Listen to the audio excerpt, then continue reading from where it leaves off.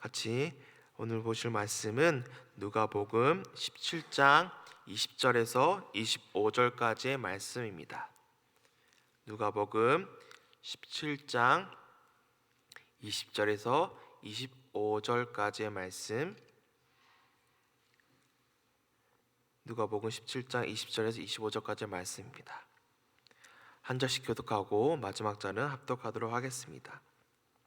바리새인들이 하나님의 나라가 어느 때에 임하나이까 묻거늘 예수께서 대답하여 이르시되 하나님의 나라는 볼 수 있게 임하는 것이 아니요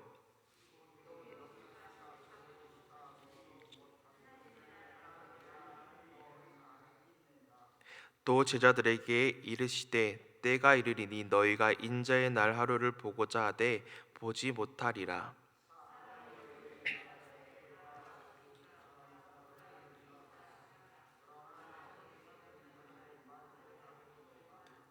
번개가 하늘 아래 이쪽에서 번쩍이어 하늘 아래 저쪽까지 비친 같이 인자도 자기 날에 그러하리. 같이 읽겠습니다. 그러나 그가 먼저 많은 고난을 받으며 이 세대에게 버림받아야 할지니라. 아멘. 잠시 기도하겠습니다. 하나님 감사합니다. 하나님께서 맡겨주신 이 말씀을 가지고 같이 나눕니다. 말씀을 전하는 자나 듣는 자나 이 말씀에 귀 기울여서 오늘 하루를 살아갈 때 하나님의 뜻대로 살아갈 수 있게 하옵시고 자기 몸을 쳐서 순종하며 복종하며 살아낼 수 있도록 도와주시옵소서. 하나님 이 시간 성령께서 함께 하옵시고 그 말씀에 더욱더 붙들린 바 될 수 있는 시간 될 수 있도록 도와주시옵소서. 감사합니다. 예수님의 이름으로 기도드립니다. 아멘. 오늘 본문 앞 구절에는 믿음에 대해서 이야기를 하고 있습니다. 10명의 나병 환자 중에서 한 명이 예수님께로 돌아왔습니다. 이 사람은 사마리아 사람이었습니다. 사마리아 사람은 바리새인들이 가장 싫어하는 사람들이었습니다. 하지만 예수님이 이 사마리아 사람을 보고 내 믿음이 구원하였느니라고 한 것입니다. 예수님은 바리새인들의 잘못된 생각들을 지속적으로 비유로 말씀하시고 계십니다. 앞서서는 믿음에 대해서 이야기할 때 겨자씨 하나의 믿음을 강조하고 있습니다. 그리고 오늘 본문인 하나님의 나라에 대한 이야기가 나옵니다. 바리새인들이 하나님의 나라가 어디 있는지 질문을 합니다. 이 하나님의 나라에 대한 본문은 앞에 믿음과 밀접한 관련이 있습니다. 저자 누가가 믿음을 이야기하고 하나님의 나라에 대한 이야기를 하는 것은 분명 의도적인 소설일 수 있습니다. 그리하여 오늘 하나님의 나라에 대한 이해와 올바른 답을 알아 하나님의 뜻대로 살아가길 소망합니다. 바리새인들이 예수님께 나와서 이렇게 질문합니다. 하나님의 나라가 어느 때에 임하나이까? 라고 물어봅니다. 예수님이 이 물음에 대해서 이렇게 답합니다. 하나님의 나라는 볼 수 있게 임하는 것이 아니요 또 여기 있다 저기 있다고도 못하리니 하나님의 나라는 너희 안에 있느니라. 예수님은 바리새인들이 잘못 생각하고 있는 하나님의 나라에 대해 근본적인 것을 알려주고 있습니다.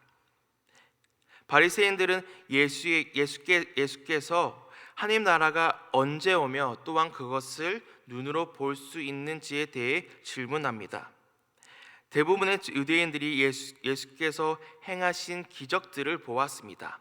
그래서 하나님의 나라가 오는 것을 알려줄 것이라고 생각하였던 것 같습니다. 예수님의 대답은 하나님의 나라를 찾기 위해 이곳저곳을 다녀야 할 필요가 없다고 말합니다. 또한 먼 미래에 오는 하나님의 나라를 고대하고 있을 필요가 없다고 말합니다. 왜냐하면 하나님의 나라는 바로 그들 앞에 나와 있기 때문입니다. 누구입니까? 바로 예수 그리스도입니다. 예수님은 그들에게 하나님의 나라는 너희 안에 있느니라고 하였습니다. 너희 안에 있다는 것이 무엇을 의미할까요? 하나님의 나라가 바리새인들 속에 있다는 것을 말하는 것일까요? 마음속에 있다는 것을 말하고 있는 것일까요? 그러면 바리새인들 마음속에 하나님의 나라가 있다는 것일까요? 헬라어로 좀 더 구체적으로 표현을 하자면 이 뜻은 너희의 면전 또는 너희 앞에로 해석하는 게 좀 더 구체적입니다. 그러므로 하나님 나라는 너희 가운데, 너희 앞에 있다는 것입니다. 바리새인들이 올바르게 분별할 수 있었다면 예수 그리스도의 사역을 통해서 예수님이 하나님의 아들이시고 예수님이 하나님의 나라의 왕이라는 것을 알 수 있었어야 합니다. 하나님의 나라는 정말 예수 그리스도 이 땅에 오심으로 시작되었습니다. 또한 하나님의 나라는 지속적으로 세워져 나갔습니다. 예수 그리스도의 가르침과 치유 사역을 통하여 예수께서 구약 성경의 하나님의 약속에 성취된 자임을 보여준 것입니다. 하나님의 나라는 이미 와 있었던 것입니다. 그러면서 예수님의 제자들에게 주의하라고 합니다. 23절 말씀 제가 읽겠습니다. 사람이 너희에게 말하되 보라 저기 있다 보라 여기 있다 하리라. 그러나 너희는 가지도 말고 따르지도 말라. 이어서 다시 오실 때 어떻게 오는지 24절에 이렇게 말합니다. 번개가 하늘 아래 이쪽에서 번쩍이어 하늘 아래 저쪽까지 비친 같이 인자도 자기 날에 그러하리라. 예수님은 인자가 다시 오는 것에 대한 제자들의 열망이 그들을 잘못된 길로 인도하지 않을까라는 염려로 제자들에게 경고합니다. 그들이 인자를 찾았다는 다른 사람의 주장에 귀를 기울여서 안 된다고 경고하고 있는 것입니다. 그리고 그들을 따르지 말라고 합니다. 인자는 그 사람들이 말한 곳에 없기 때문입니다. 인자가 왔다는 다른 사람의 말을 듣고 따라가지 말아야 하는 것은 가장 기본적인 이유가 번개가 말씀에 나와 있습니다. 번개가 하늘에서 번쩍이는 것과 같을 것이기 때문이라고 말하고 있습니다. 번개가 이쪽에서 저쪽까지 비침같이 온다고 했습니다. 번개가 내리면 누구든지 다 쳐다볼 수 있지 않습니까? 누구나 다 들을 수 있지 않습니까? 번개가 한 곳에서만 내리는 것이 아니라 이쪽에서 저쪽까지 다 내린다고 한다면 보지 못하는 사람이 없을 것입니다. 심지어 소리까지 다 들릴 것입니다. 이렇게 말씀하시는 이유는 누구나 다 알 수 있게 온다는 것입니다. 은밀한 곳 한 사람에게만 한 곳에만 오지 않는다는 것을 말합니다. 제자들이 미혹되지 않고 오해하지 않기를 바랬던 예수님의 마음이었습니다. 염려였습니다. 예수님은 다른 것보다도 더 알기를 원했던 것이 있었던 것 같습니다. 25절에 그러나로 시작됩니다. 그러나는 강조할 때 많이 쓰는 원어입니다. 더욱 힘을 주어 말하고 있으십니다. 우리 25절 말씀 합독하도록 하겠습니다. 그러나 그가 먼저 많은 권한을 받으며 이 세대에게 버림받아야 할지니라. 아멘.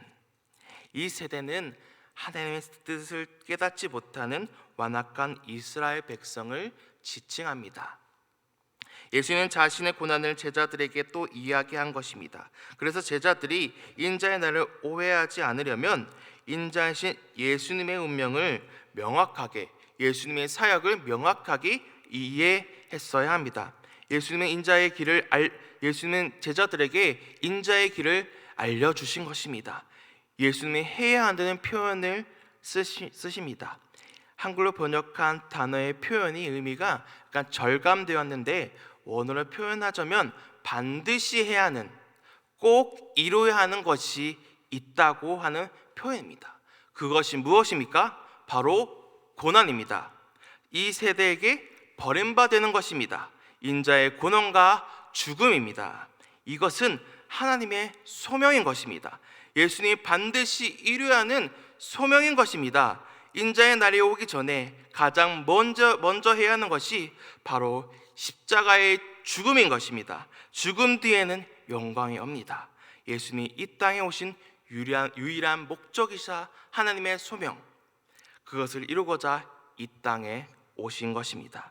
하나님이 예수님이 이 땅에 보내사 예수님을 이 땅에 보내서 십자가를 지게 하심으로 인류에게 생명을 주셨습니다. 예수님이 이 땅에 오셔서 그것을 이루셨고 하늘 보좌 영광 자리에 앉아 계십니다. 이 고난을 이겨내시고 다시 인자가 이 땅에 오실 때에는 두 사람으로 분류된다고 말씀에 나와 있습니다.